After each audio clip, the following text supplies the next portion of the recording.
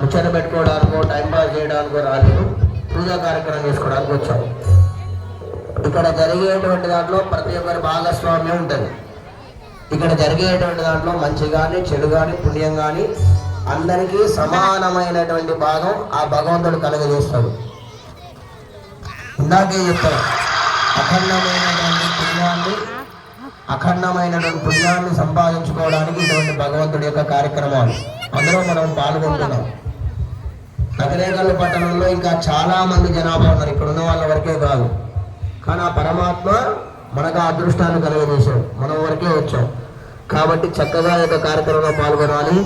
అందరూ నమస్కారం చేస్తూ చెప్పండి, జై బోలో గణేష్ మహారాజుకి, హర నమ పార్వతీ పదయే, హర హర మహాదేవ,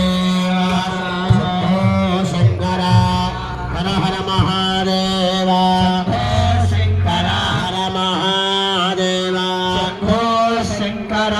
చక్కగా విఘ్నేశ్వరుడి యొక్క పూజా కార్యక్రమాన్ని మనందరం కూడా చేసుకుని ఉన్నాం. అందరూ రెండు చేతులు జోడించి నమస్కారం చేయండి. నేను చెప్పేటువంటి సంకల్పాన్ని అందరూ కూడా తులసి పూజా కార్యక్రమానికి మనం వెళ్తూ ఉన్నాం. నమస్కారం చేస్తున్న అందరూ కూడా